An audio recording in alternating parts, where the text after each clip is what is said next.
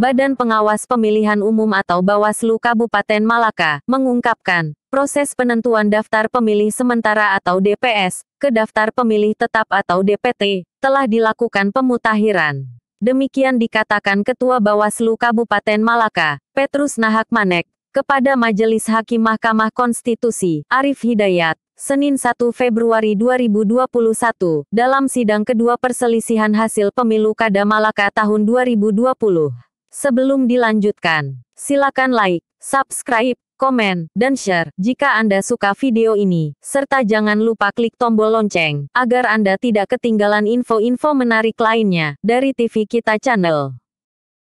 Saudara, seperti dikutip dari gardamalaka.com, Petrus menegaskan dalam keterangan di persidangan, bahwa pada tahapan sidang pleno terbuka penetapan DPT, turut dihadiri oleh KPU Malaka, Bawaslu Malaka, dan seluruh tim sukses pasangan calon Bupati dan Wakil Bupati Malaka. Saksi seluruh paslon juga menandatangani DPT final, dengan adanya daftar hadir. Jadi, DPT tidak ada permasalahan, terang Ketua Bawaslu Malaka, yang hadir secara langsung di ruang sidang panel 3 MK, Senin 1 Februari. Sebagaimana pernah dibacakan dalam sidang pertama, bahwa dalam pokok permohonan perkara, yang teregistrasi dengan nomor 24-PHP-Bub-Data-Room 19-2021, pemohon menyebutkan, pasangan calon Bupati dan Wakil Bupati Kabupaten Malaka nomor urut 01, Simon Nahak dan Luis Luki Taolin, dalam programnya, akan memberikan gaji bagi para pemangku adat, bila terpilih. Berikutnya, pemohon juga mengatakan, terdapat pelanggaran bersifat sistematis, berupa pencantuman pemilih siluman, dalam daftar pemilih tetap atau DPT. Hal ini ditemui dalam jumlah yang cukup besar, dan tersebar pada hampir seluruh TPS di 12 kecamatan, di Kabupaten Malaka, dengan menggunakan beberapa modus. Sebagai ilustrasi, pemohon menyebutkan, pola rekayasa yang dilakukan KPU Kabupaten Malaka, dalam hal ini termohon, adalah, memodifikasi identitas pemilih siluman, seperti nama, NIK, NKK, tanggal, dan bulan lahir, serta alamat. Sebagai jawaban atau tanggapan atas dalil pemohon, kepada Majelis Hakim Arif Hidayat, yang didampingi Hakim Manahan MP Sitompul, dan Saldi Isra itu, kuasa hukum KPU Budi Rahman SHMH, menekankan bahwa, dalam permohonan pemohon, hanya menyebutkan rekayasa pemilihan, dan tidak menjelaskan sebab akibatnya.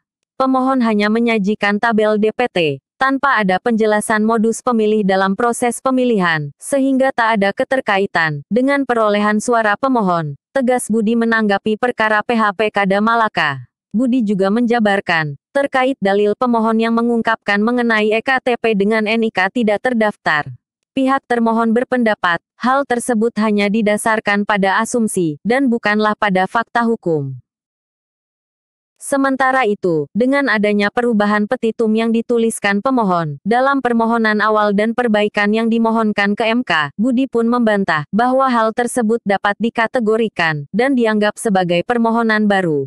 Di dalam permohonan pemohon, juga terdapat penambahan desa yang didalilkan, yang pada awal disebutkan 11 desa, lalu pada perbaikan permohonan menjadi 18 desa. Selain itu, di dalam permohonan perbaikan pemohon, tidak meminta penghitungan suara, tapi justru meminta pemungutan suara ulang. Atas hal ini, termohon menolak dengan tegas semua permohonan pemohon, tegas Budi. Sebelum menutup persidangan, Hakim Arif mengatakan bahwa, perkara 24 dan 19 ini, akan dilaporkan pada rapat permusyawaratan hakim atau RPH, untuk diambil keputusan. Untuk perkara yang dinyatakan dilanjutkan, akan diinformasikan oleh Kepaniteraan MK, mengenai jumlah saksi dan lainnya, sebelum melakukan sidang berikutnya. Demikian informasi kali ini. Terima kasih telah menonton, like, subscribe, dan share video ini. Nantikan info-info menarik lainnya, dari TV Kita Channel. Jaga kesehatan Anda, ingat selalu 5M, untuk menghindari penyebaran COVID-19. Mencuci tangan, menjaga jarak, memakai masker, membatasi mobilitas dan interaksi, serta menjauhi kerumunan. Sampai jumpa.